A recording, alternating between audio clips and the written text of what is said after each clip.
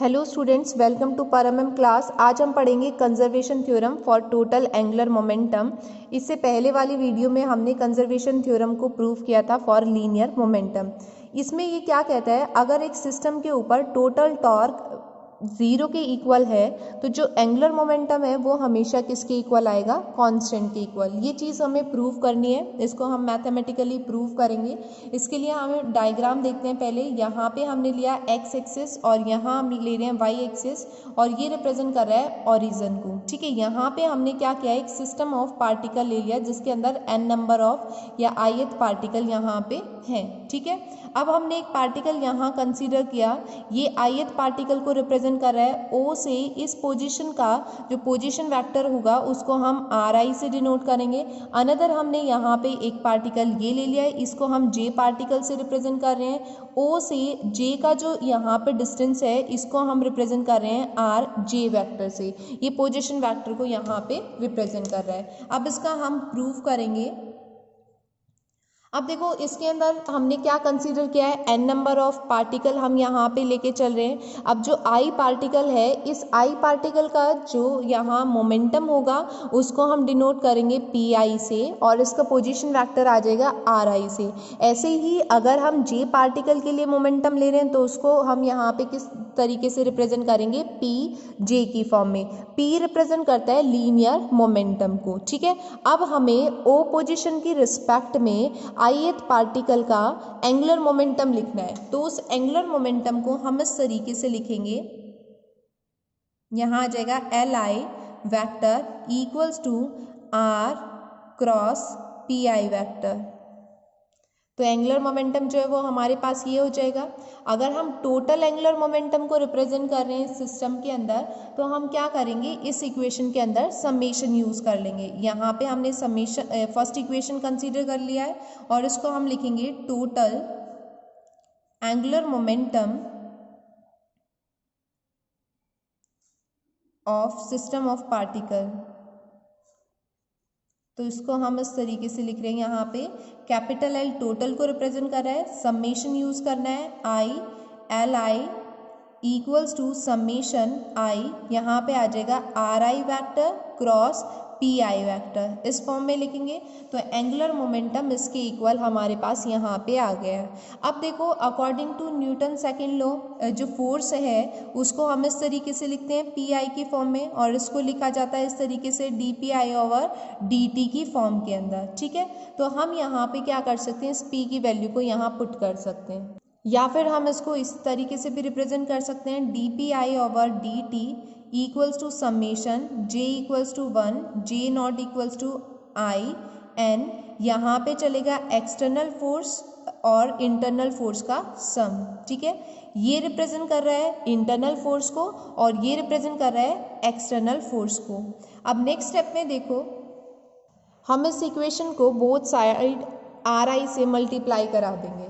Multiply करने के बाद हमारे पास इक्वेशन ये बन जाएगी। अब इसी इक्वेशन को हम इस तरीके से भी लिख सकते हैं, RI वेक्टर क्रॉस समेशन, यहाँ पे चलेगा J equals to 1 J not equals to I nth particle के लिए Fij प्लस यहाँ आ जाएगा RI vector cross Fi for external force. Next step में हमें क्या करना है, समेशन लेना है बोथ साइड। तो हम लिखेंगे टेकिंग समेशन बोथ साइड। देखो, लेफ्ट साइड ये वाली टर्म चल रही थी, यहाँ पे इसको हम लिखेंगे RI vector cross dPi upon dt, यहाँ पे आ जाएगा समेशन ith पार्टिकल के लिए। नेक्स्ट स्टेप में समेशन Ij, यहाँ पे I not equals to J होगा, इसको हम इस तरीके से लिखेंगे, पहले फर्स्ट टर्म के लिए आएगा फिर सेकेंड टर्म के लिए आएगा। तो यहाँ पे आ जाएगा RI vector cross Fij plus summation RI vector cross Fi vector, ये एक्सटर्नल फोर्स के लिए। ये आ जाएगी सेकेंड इक्वेशन। अब हमें पता है डबल समेशन के लिए हम यहाँ पे ये वाली टर्म यूज़ कर सकते हैं, इस तरीके से इसको लिखा जा सकता है। नेक्स्ट देखो, मोमेंटम जो है angular momentum dl over dt, इसको हम इस तरीके से लिख सकते हैं d ओवर dt और एंगुलर मोमेंटम l की वैल्यू जो है वो किसके इक्वल होती है, समेशन I यहाँ आ जाएगा are I vector cross P I vector. L की जगह हमने ये वैल्यू रख दी है नेक्स्ट स्टेप में इसको हम इस तरीके से लिख सकते हैं D L over D T equals to summation को बाहर ले लेंगे और डी ओवर डी टी अंदर आ जाएगा। यहाँ पे आ जाएगा are I vector cross P I vector. इस तरीके से इसे हमने लिखा है। अब देखो नेक्स्ट स्टेप में इसको हम ए क्रॉस बी को सिंप्लीफाई करके लिखेंगे तो इसको हम इस तरीके से लिख सकते हैं समेशन आई, ए टर्म को हमने लिखा एज इट इज़ और यहाँ बी को इसके साथ multiply D P I over D T, उसके बाद समेशन यहाँ आ जाएगा आई, ए को इसके साथ हम मल्टीप्लाई कराएंगे D R I vector over D T और बी टर्म को हम यहाँ पे एज इट इज़ लिखेंगे। ये टर्म आ जाएगी हमारे पास। नेक्स्ट स्टेप में देखो समेशन आई, ये वाली टर्म एज इट इज़ रहेगी are I vector cross D P I upon D T, यहाँ पे आ जाएगा प्लस समेशन।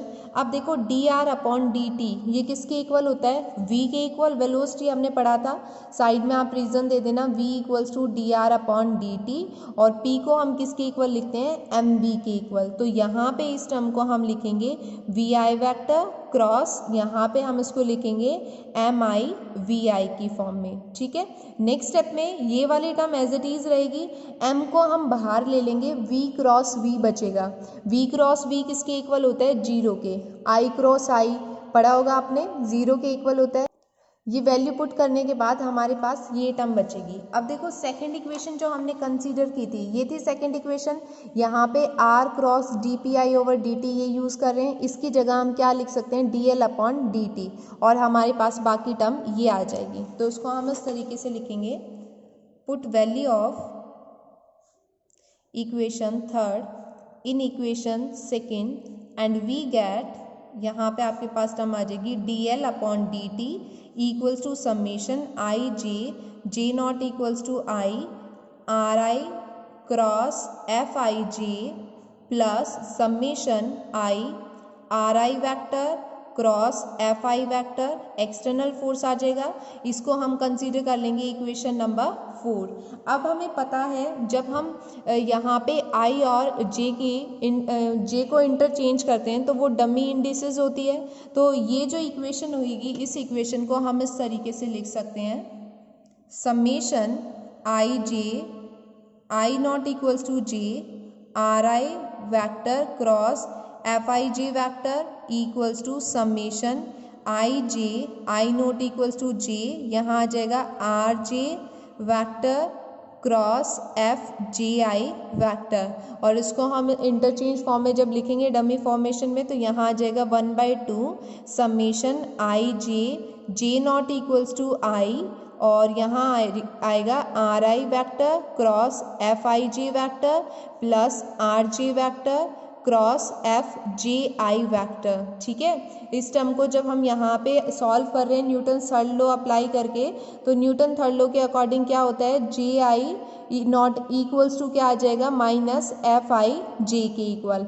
तो जे आई को हम यहाँ पे माइनस की फॉर्म में पुट कर देंगे तो आपके पास टर्म आ जाएगी 1/2 summation I J not equals to I R I vector cross F I J vector, यहाँ पे हम यूज़ कर रहे हैं minus R J cross F J I की जगह हमने ये वाली टर्म रख दी, माइनस आएगा तो ये प्लस जो साइन है वो किस में चेंज हो जाएगा, माइनस में। तो यहाँ आ जाएगा आई जे। ठीक है, अब नेक्स्ट स्टेप में देखो यहाँ पे जे आई है, यहाँ पे जे आई है, ये दोनों से कॉमन आ जाएगा, इसको हम क्या करेंगे, बाहर निकाल लेंगे। तो नेक्स्ट स्टेप आप इस तरीके से लिखोगे यहाँ पे आर आई माइनस आर जे, ये आई है ये जे है, माइनस में इसको लिखा हमने इस तरीके से और ये टर्म हमने क्या की, कॉमन निकाल ली। तो यहाँ आ गया एफ आई जे वैक्टर, इस फॉर्म के अंदर आ जाएगा।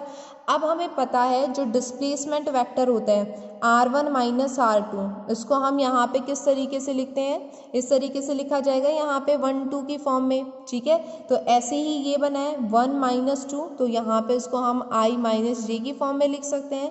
तो ये आ जाएगा 1/2 summation I J not equals to 1 R I J और यहाँ पे क्या आ जाएगा क्रॉस एफ आई जे, ये आपके पास टर्म आ जाएगी। अगर इंटरनल फोर्स दो पार्टिकल सिस्टम के ऊपर इक्वल और अपोजिट है तो उस कंडीशन के अंदर दोनों फोर्स जो हैं वो लाइन ज्वाइनिंग फोर्स के अंदर एक्ट करेंगे, जिसको हम strong action and reaction force बोलते हैं। ठीक है, अगर ये सिस्टम ऑफ पार्टिकल जीरो के इक्वल हो जाता है तो उस कंडीशन में जो एंगुलर मोमेंटम होगा वो किसके इक्वल चलेगा, जीरो के इक्वल। यहाँ पे हम इक्वेशन यूज़ कर रहे हैं फोर्थ इक्वेशन। ये वैल्यू हमने किसके इक्वल कंसीडर की, अगर हम इसको जीरो के इक्वल रख रहे हैं तो dl/dt जो है वो इस टर्म के इक्वल बचेगा, और ये टर्म जो है वो किसको रिप्रेजेंट कर रही है, टॉर्क को। तो हम इसको इस तरीके से लिखेंगे नेक्स्ट स्टेप में, dl/dt equals to summation I RI vector cross FI vector, external force है, dl/dt ये किसके इक्वल आ जाएगा, टॉर्क के। टॉर्क को हम कैसे रिप्रेजेंट करते हैं, फोर्स इनटू परपेंडिकुलर डिस्टेंस। तो ये आ गया। अगर हम एक आइसोलेटेड सिस्टम के लिए लेके चल रहे हैं और वहाँ पे उस सिस्टम के ऊपर हमने कहा कि कोई भी एक्सटर्नल फोर्स अप्लाई नहीं हो रहा, तो उस कंडीशन में जो टॉर्क है वो किसके इक्वल आ जाएगा, जीरो के। अगर हम टॉर्क को जीरो रख रहे हैं तो जो यहाँ पे एंगुलर मोमेंटम है वो भी किसके इक्वल आ जाएगा, जीरो के इक्वल।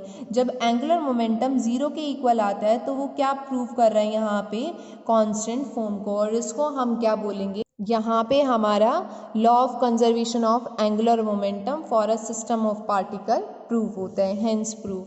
अगर आपको कोई भी डाउट है इस टॉपिक से रिलेटेड तो आप कमेंट बॉक्स में लिख सकते हैं। Thank you for watching my video.